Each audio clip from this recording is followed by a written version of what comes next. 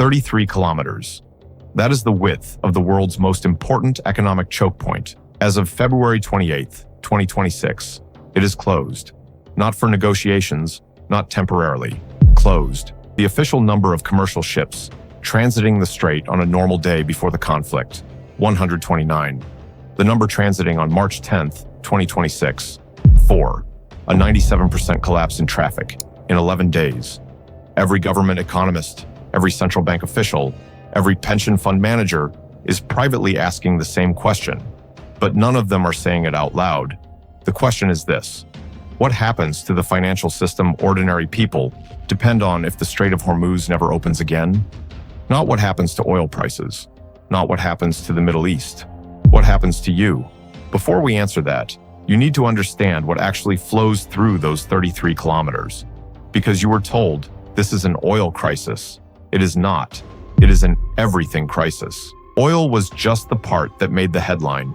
20 million barrels per day of crude oil and petroleum products transited the Strait of Hormuz in 2025. That is 25% of all seaborne oil trade on Earth, 1/5 of everything the world burns. Then there is LNG, liquefied natural gas. 19% of global LNG trade moves through the strait. 93% of Qatar's exports. 96% of the UAE's exports, both effectively zeroed out. After Russia, Europe rebuilt its entire energy infrastructure around LNG imports. It just hit the same wall from a different direction. Then there is fertilizer. 1/3 of all seaborne fertilizer trade moves through the Strait of Hormuz. 30 to 35% of global urea exports. 20% of global ammonia. 3 to 4 million tons per month unable to reach markets. That is not an energy problem. That is your grocery bill in 6 months. The Dallas Federal Reserve has modeled what the closure does to the global economy in the first quarter alone. West Texas Intermediate oil, up to $98 per barrel. Global real GDP growth, down 2.9 percentage points annualized in Q2 2026 alone. Under a prolonged closure scenario, Wood Mackenzie projects Brent crude approaching $200 per barrel by late 2026. Economic modeling from Solability puts cumulative global GDP losses at $3.57 trillion under the most likely path. That is 3.24% of everything the world produces. In a full escalation scenario, $6.95 trillion. This is not happening to the global economy. The global economy is made of people. It is happening to you. Here is what most people believe. The world is dangerously overdependent on one narrow waterway. A conflict broke out. The waterway closed. Governments are working on alternatives. The situation is serious but manageable. Eventually, it resolves. Prices come down. Life continues. That is the official story. And to be fair, it has logic to it. The International Energy Agency coordinated a release of 400 million barrels of emergency oil stocks on March 11, 2026, the largest coordinated release in IEA history. Saudi Arabia has the East-West pipeline, the Petroline, which crosses the kingdom to the Red Sea port of Yanbu. It exists specifically to bypass the strait. In March 2025, Aramco reported it had increased capacity to 7 million barrels per day. Tankers can reroute around the Cape of Good Hope. It takes longer, it costs more, but the oil still moves. The official argument: the system has redundancy. The system has reserves. The system adapts. None of that is wrong, but here is where the story gets complicated. Think about a landlord who owns an apartment building with one staircase. He tells you the building is safe. He points to the fire escape bolted to the outside wall. He mentions the emergency service on call 24 hours a day. What he does not mention is that the fire escape handles 7 million of the building's occupants. The staircase handles 20 million. And 5 countries in the building have no access to the fire escape at all. That is the Strait of Hormuz. The Saudi pipeline can carry 5 to 7 million barrels per day under optimal conditions at maximum capacity, none of which has been tested at scale. The strait carries 20 million. The structural shortfall, 13 to 15 million barrels per day, every single day. You cannot pipeline your way out of this. Iraq, Kuwait, Qatar, Bahrain, and Iran have zero pipeline bypass infrastructure. 14 million barrels per day are structurally locked to this single maritime passage. When storage fills, which takes weeks, they shut down production entirely. The EIA confirmed it.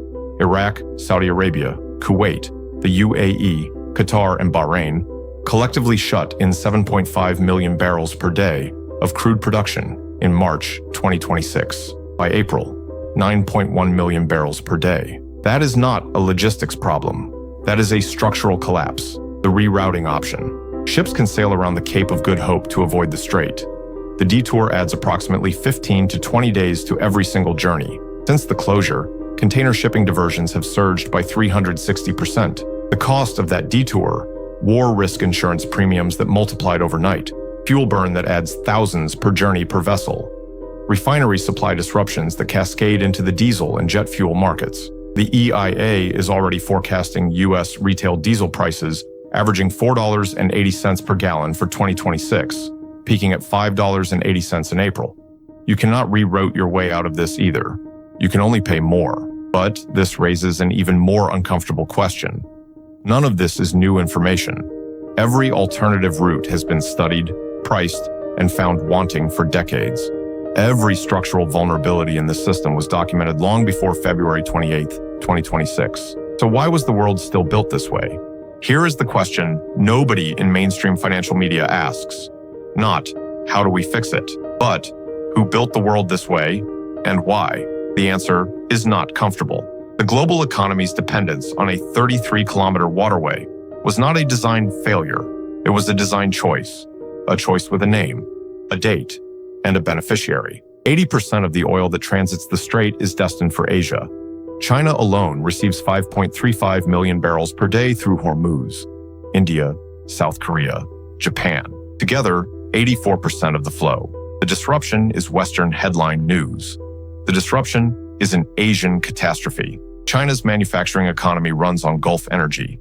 South Korea's entire industrial base depends on LNG that no longer flows. Japan restarted mothballed nuclear reactors in the first weeks of the closure. And yet the military protecting that strait for the last 46 years was not Chinese. It was not South Korean. It was not Japanese. It was American.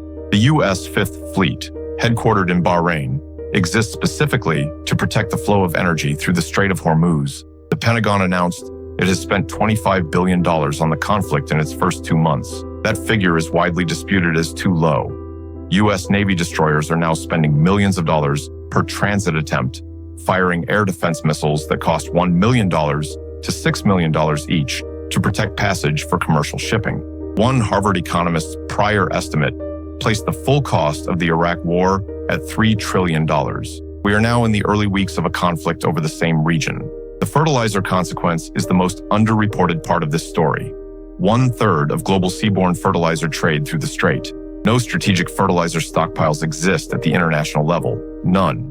Sudan relies on Gulf fertilizer for 54% of its imported supply. Sri Lanka, 36%. Tanzania, 31%. Pakistan, 27%. The 2026 planting season in the developing world is already compromised. The harvest shortfall arrives in 2026 and 2027. The countries that cannot afford premium prices to secure alternative fertilizer supplies will not be eating differently. They will be eating less. Nobody reports on this, not because it is hidden, because it becomes obvious once you know where to look. On January 23, 1980, President Jimmy Carter gave his State of the Union address to the United States Congress. He had one sentence that changed the architecture of the global economy for the next half-century. An attempt by any outside force to gain control of the Persian Gulf region will be regarded as an assault on the vital interests of the United States of America, and such an assault will be repelled by any means necessary, including military force. That was the Carter Doctrine. Carter did not say, "We will reduce our dependence on Gulf oil." He said, "We will protect it with military force for as long as necessary." This was not a response to the oil shocks of 1973. This was a formalization of what U.S. strategic planners had been building since 1945. After World War II, the Marshall Plan rebuilt Europe on cheap Gulf oil, not on European coal. That was not an accident. That was a deliberate choice to make European reconstruction dependent on American military protection of Gulf supply routes. European energy security became inseparable from American military commitment. For 46 years, that calculation held. In 1983, Carter's doctrine evolved into U.S. Central Command, CENTCOM. the permanent military architecture for Gulf protection. In 1991, the first Gulf War was fought explicitly to prevent a single regional power from controlling Gulf oil flows. The stated reason, Kuwaiti sovereignty. The structural reason, preserving the dependency architecture that the Carter Doctrine had formalized. This wasn't an accident. This was a choice. The question is, who it benefited? And the answer is, not the countries whose economies depended on the oil. The answer is, the institutions whose revenues depended on managing that dependency. The defense contractors building the ships, the aircraft, the missile systems that protected 20 million barrels per day. As long as the strait needed protecting, the contract never ended. Protecting the vulnerability was more profitable than eliminating it. For 46 years, that calculation held.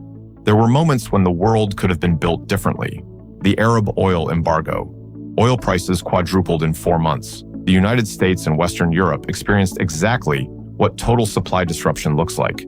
The rational response, reduce dependency, invest in alternatives, diversify supply chains. The actual response, the Carter Doctrine, the Fifth Fleet, CENTCOM, protect the dependency. After 9/11, with 15 of the 19 hijackers carrying Saudi Arabian passports, the question was asked again. Why is the United States simultaneously militarily protecting and financially dependent on the region that produced this attack? The policy answer was the invasion of Iraq, which increased U.S. military presence in the Gulf region, increased the dependency architecture, and generated the largest defense contractor revenue in modern American history. The structural dependency was not reduced. It was reinforced. After 2008, when oil hit $147 per barrel and the shale revolution began making the United States energy independent by 2015, the question was asked again. If the U.S. no longer needs Gulf oil, why does the U.S. Fifth Fleet remain in Bahrain? The honest answer was never given officially, but the structure of the answer was visible to anyone paying attention. By 2015, U.S. physical dependence on Gulf oil had declined substantially, but 84% of Gulf oil now flowed to Asia. The Fifth Fleet was now protecting Chinese energy security, South Korean energy security, Japanese energy security, at American taxpayer expense, and American defense contractors were still billing for it. The system was never designed for the benefit of the countries who needed the oil. It was designed for the benefit of the institutions who managed the protection. We opened with a question. What happens to the financial system ordinary people depend on if the Strait of Hormuz never opens again? Here is the honest answer. The world rebuilds, slowly, painfully, at enormous cost to ordinary people in every country that runs on imported energy. The energy architecture changes over years, not months. Japan is restarting every nuclear reactor it mothballed over the last decade. France has become, overnight, the most energy-secure country in Europe. Germany is reversing the nuclear exit it spent 20 years completing. The renewable energy acceleration the world could not achieve through 20 years of climate policy, it is now happening, not because of values, because of mathematics. The food crisis deepens over months. The developing world absorbs the fertilizer shock that the developed world will not read about until the food price inflation shows up at their own checkout. The petrodollar system, the architecture by which oil priced in US dollars anchors demand for dollar reserves across the global economy, is being tested in real time. Reuters reported in May 2026 that major Asian importers are already striking direct arrangements with Gulf producers, bypassing the standard dollar-denominated trade architecture. The strait staying closed permanently would not end dollar dominance, but it would accelerate exactly the fragmentation that the dollar system was designed to prevent. And at every stage of this transition, from dependency to rebuilding, from crisis to adaptation, the same institutions that profited from constructing the dependency will profit from managing its collapse. The defense contractors, the energy majors, the financial institutions that price, hedge, and collateralize every barrel that was never delivered. The Strait of Hormuz was never just a shipping lane. It was the world's most lucrative single point of failure, and someone always profits from a failure this large. The system isn't broken. It was built this way. The only question is who it was built for.